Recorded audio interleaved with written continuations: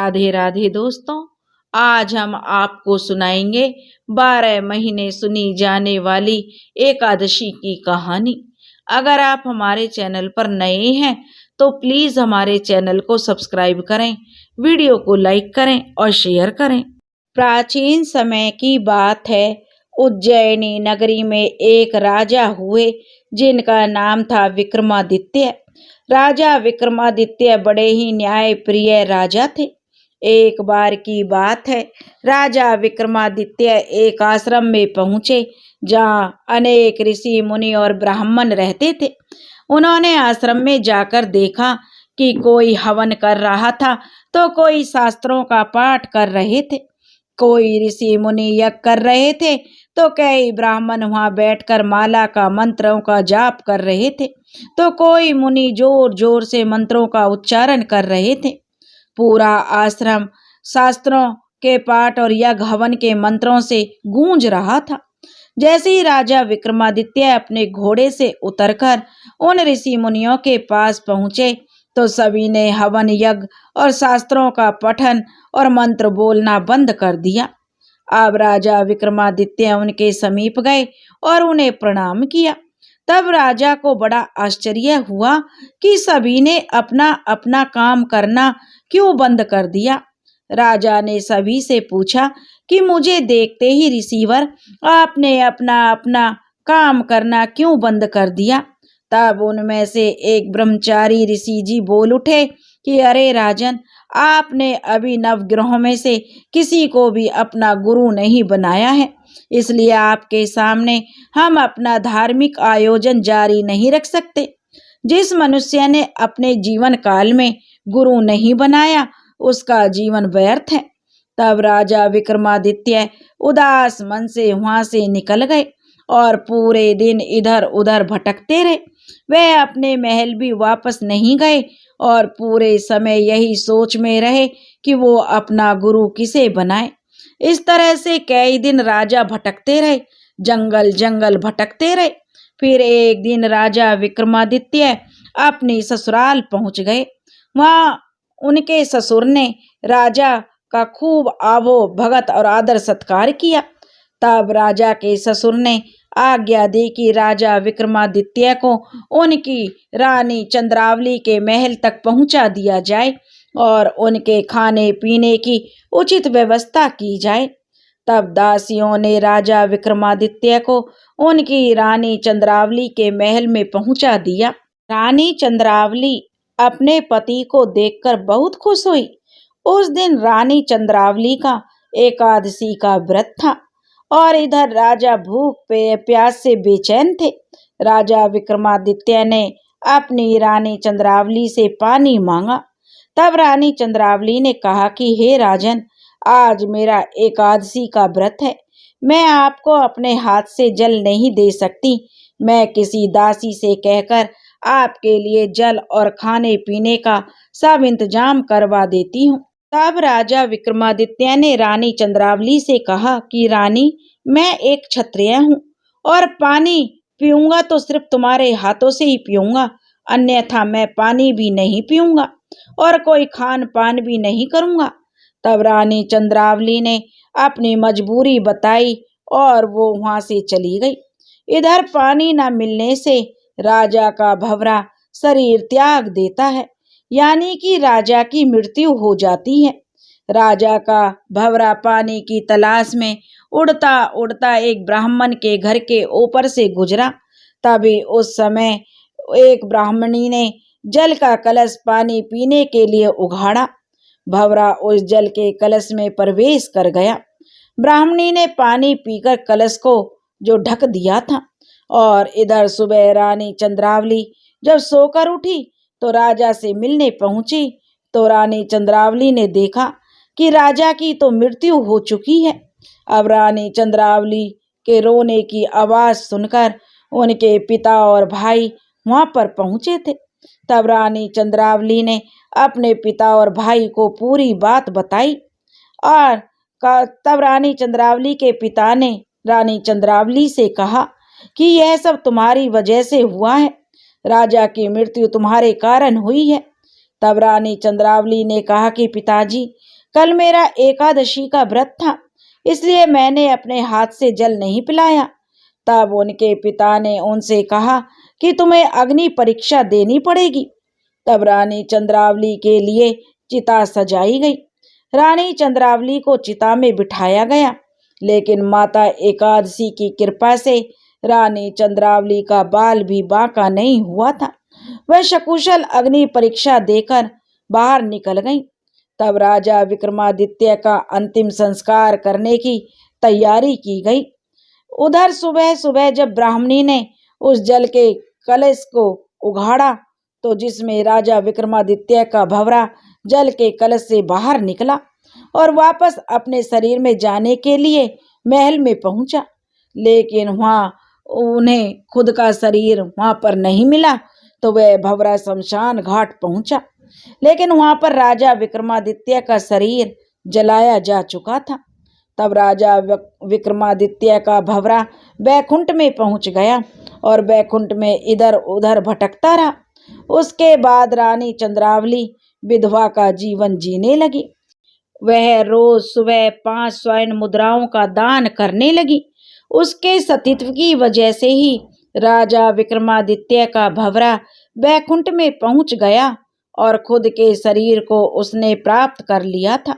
अब रोज अर्धरात्रि को सभी देवता राजा विक्रमादित्य को कुछ समय के लिए जीवन दान देने लगे। उधर दूसरी तरफ वही ब्राह्मणी, जिसके घड़े में राजा विक्रमादित्य का भंवरा था, जब उसे यह पता चला कि राजा विक्रमादित्य की विधवा रानी चंद्रावली रोज 5 स्वर्ण मुद्राएं दान में देती है, तो उस ब्राह्मणी ने अपने पति से कहा कि आप उज्जैन जाइए और स्वर्ण का दान लेकर आइए, ताकि हमारी गरीबी दूर हो सके। तब वह ब्राह्मण बोला, अरे ब्राह्मणी, उज्जैनी नगरी तो यहाँ से बहुत दूर है, पहुँचते पहुँचते रात्रि हो जाएगी। लेकिन ब्राह्मणी की जिद के आगे ब्राह्मण को जाना ही पड़ा।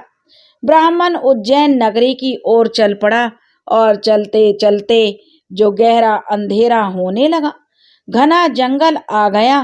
तब ब्राह्मण को एक सूखी बावड़ी दिखाई दी और वहीं पर एक बड़ और पीपल का एक सूखा पेड़ भी दिखाई दिया।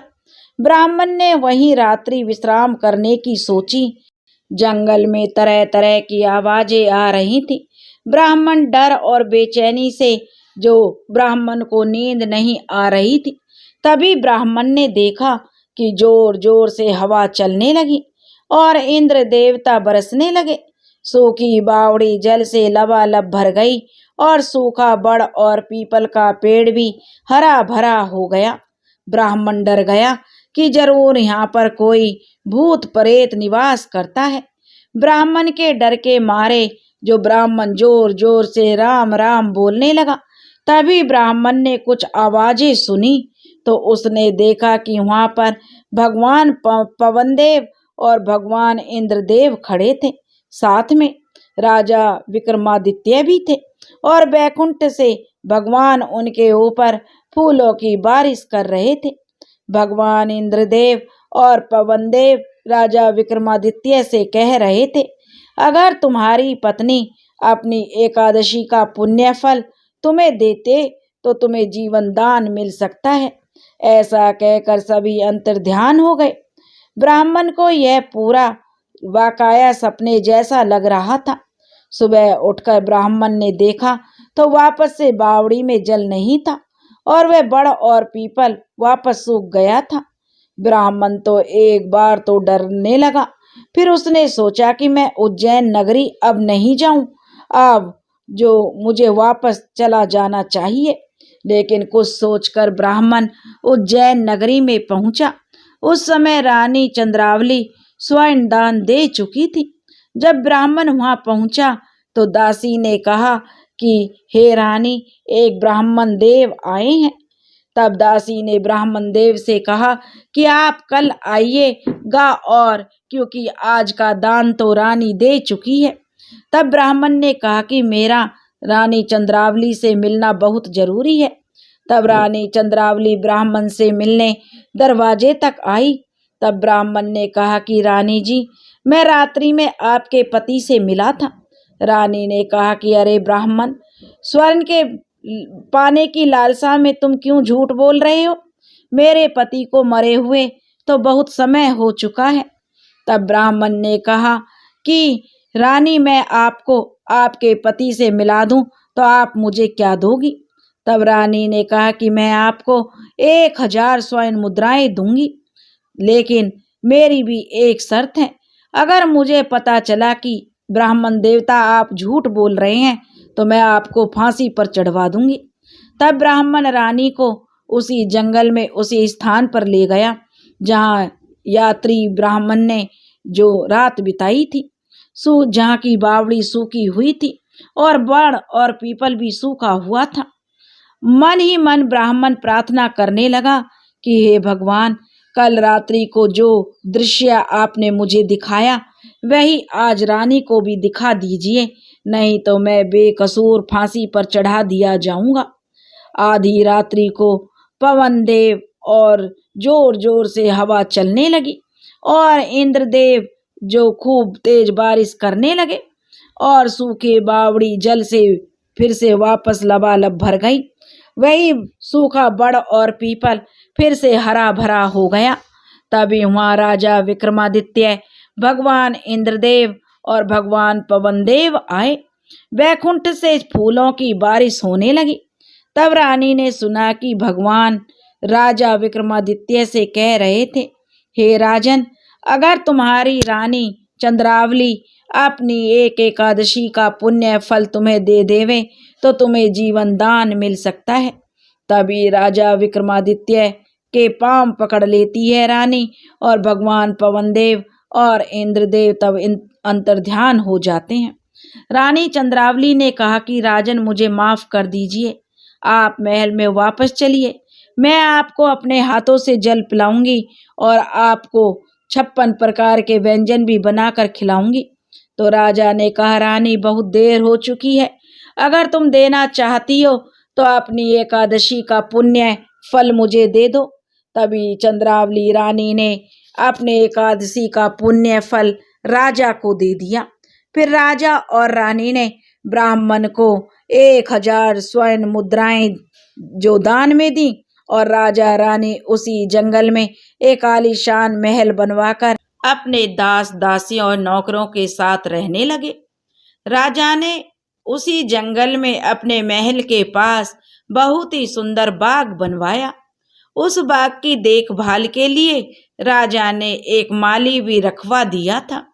एक बार की बात है कि भ्रमण करने के लिए शंकर भगवान और माता पार्वती मृत्यु लोक पर आ गए और राजा विक्रमादित्य के बाग में पहुंच गए और भगवान शंकर कहने लगे, बाग को देखकर बड़े अचंभित हुए और माता पार्वती से कहने लगे, हे देवी, यह बाग तो बहुत सुंदर है, इसलिए थोड़ी देर इसमें आराम करेंगे।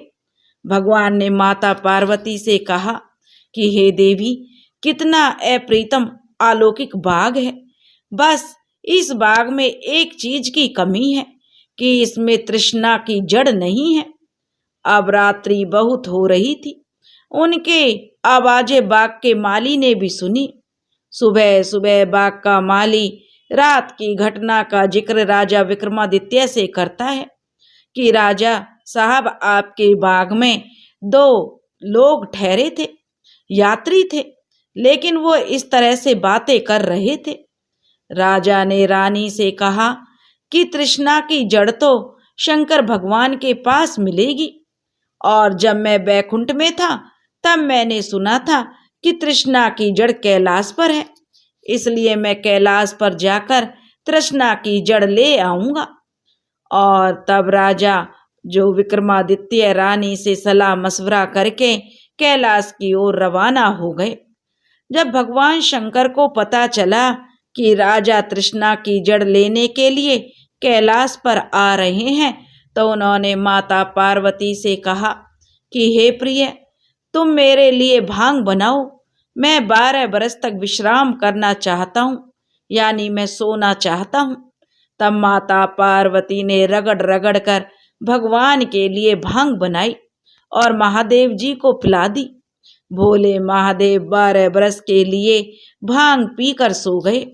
जब राजा विक्रमादित्य कैलाश पर पहुंचे तब राजा विक्रमादित्य ने माता पार्वती को प्रणाम किया और कहने लगे, हे माता, मुझे भगवान शंकर से मिलना है। माता पार्वती ने कहा कि वे तो सुख से 12 बरस के लिए सोए हुए हैं, तुम 12 बरस के बाद आ जाना। लेकिन राजा ने कहा कि माता, मैं भगवान से मिले बिना नहीं जाऊंगा और ना ही मैं अन्न और जल ग्रहण करूंगा।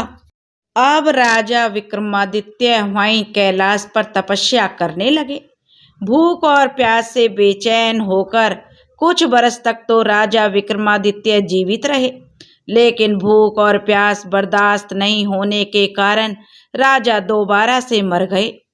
तब जो 12 बरस बाद भगवान शंकर की नींद खुली तो माता पार्वती ने राजा विक्रमादित्य के आने का और उनके मरने का समाचार भगवान शंकर से कहा।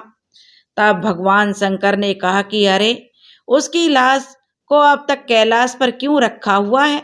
यह पावन पवित्र स्थान कैलाश पर उस लाश का क्या काम?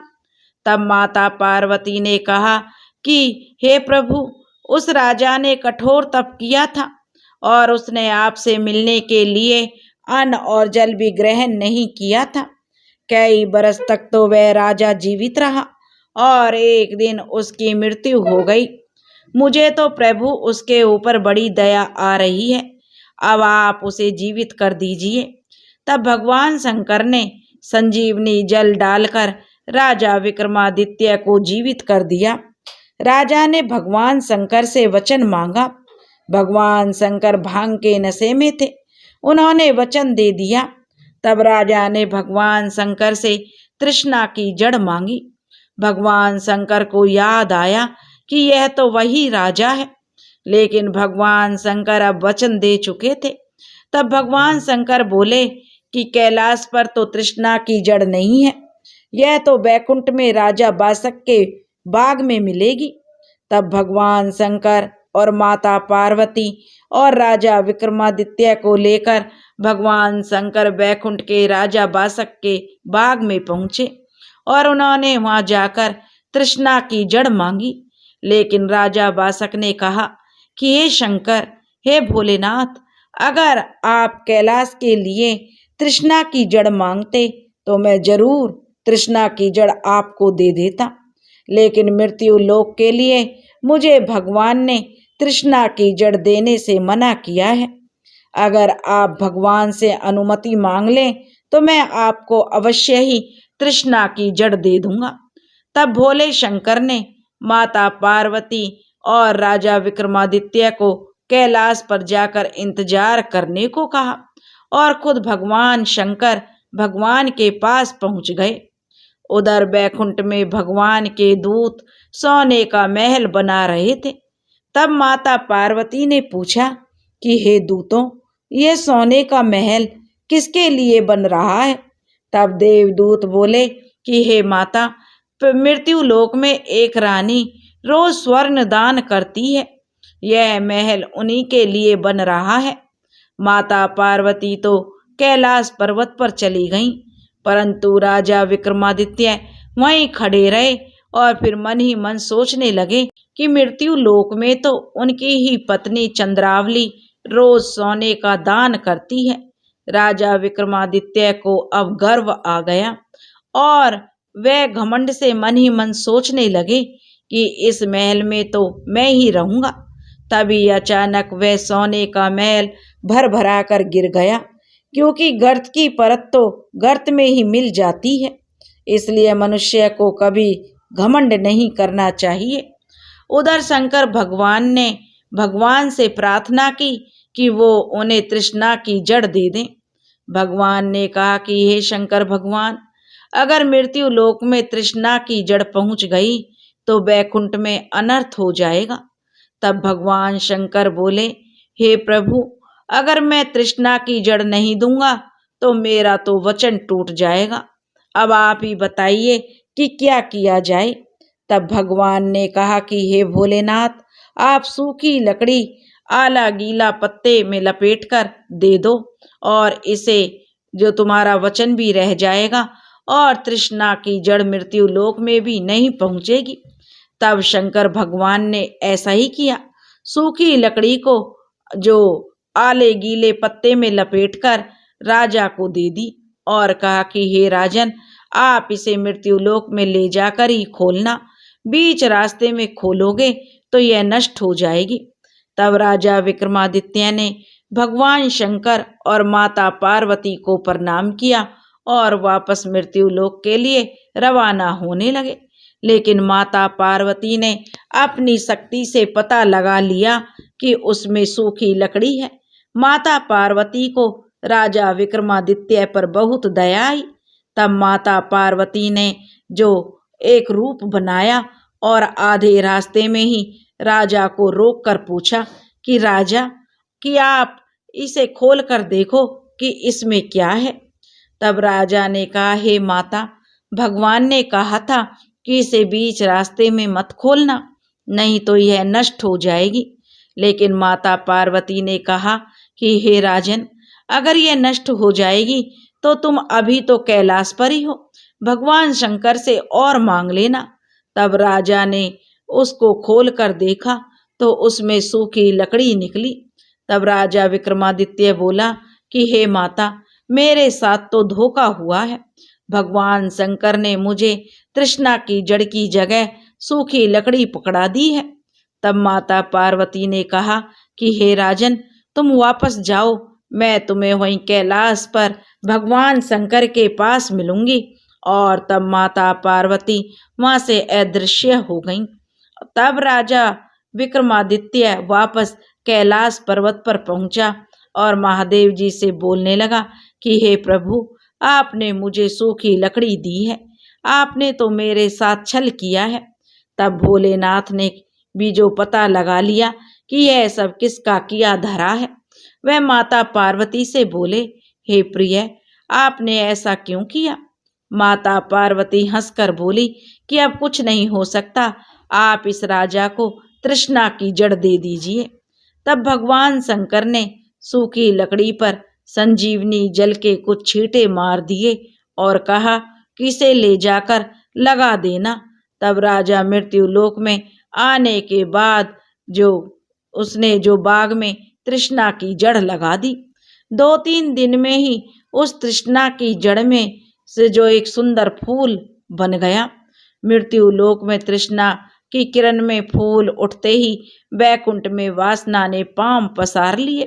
जब भगवान को पता चला तो भगवान ने दूत भेजकर राजा विक्रमादित्य के बाग में से तृष्णा की जड़ उखाड़ कर लाने को भेज दिया।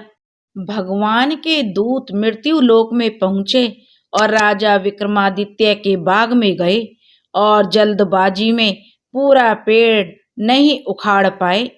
दूसरे दिन माली ने देखा तो माली ने जाकर राजा को पूरी बात बताई।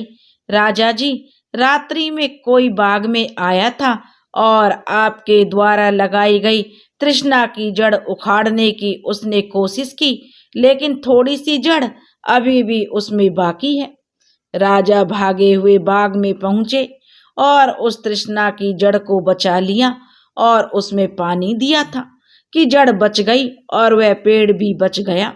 राजा ने 4 पहरेदार अब तृष्णा की जड़ की रखवाली के लिए लगा दिए। 2-4 दिन में ही वह पेड़ वापस से हरा भरा हो गया और उसमें जो फूल भी आ गया। वासना फिर से बैकुंठ में चली गई। भगवान ने वापस दूत भेजकर जड़ उखाड़ कर लाने को कहा तो दूत देव विमान में बैठकर मृत्यु लोक में राजा विक्रमादित्य के बाग में पहुंचे। देवदूत जैसे ही तृष्णा की जड़ उखाड़ने लगे तो माली ने भागकर उन देवदूतों के विमान को रस्सी से बांध दिया और राजा को बुला लिया। तब राजा ने देवदूतों से पूछा कि वो क्यों तृष्णा की जड़ ले जा रहे हैं। तब देवदूतों ने राजा को पूरी सच्चाई बताई। तब राजा ने उन्हें जाने की इजाजत दे दी, लेकिन देव विमान उड़ नहीं रहा था।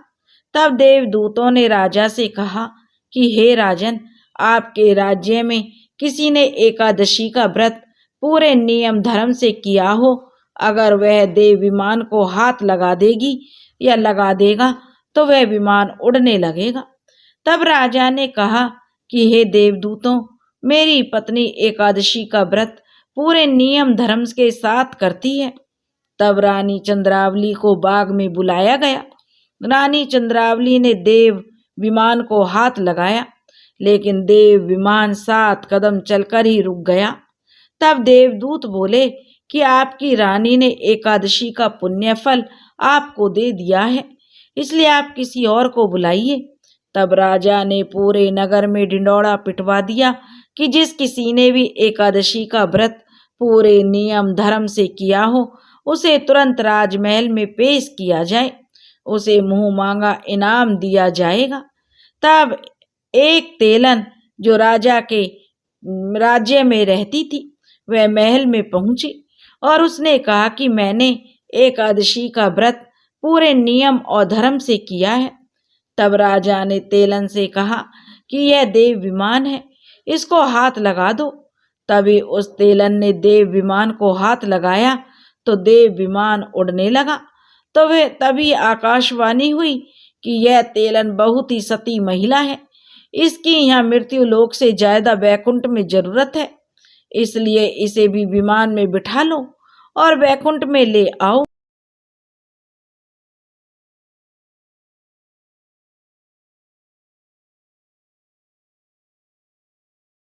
इसे भी विमान में बिठा लो और बैकुंठ में ले आओ।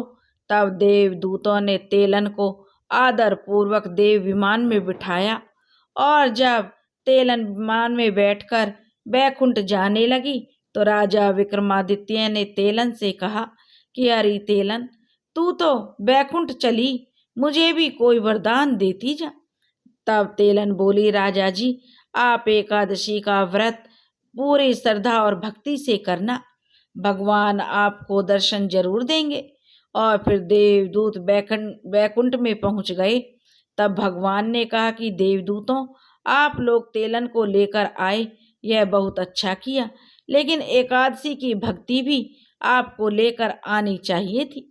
तब भगवान ने अपने शरीर के मैल से एक आकृति बनाई और उसे में जो प्राण फूंक दिए और उस आकृति को आदेश दिया कि तुम मृत्यु लोक में जाओ और एकादशी की भक्ति लेकर आओ, कैसे भी लाओ, शाम दाम दंड भेद जो भी अपनाना पड़े उसे अपनाओ, लेकिन एकादशी की भक्ति लेकर आओ। तब उस आकृति ने 12-13 साल की एक सुंदर सी कन्या का रूप बनाया और राजा विक्रमादित्य के बाग में उतर गई। तब एक दिन राजा अपने बाग में टहल रहे थे तो उस सुंदर लड़की को देखा, तो उसके माया रूप को देखकर राजा उसके ऊपर मोहित हो गए। तब राजा ने उस लड़की के सामने विवाह का प्रस्ताव रखा।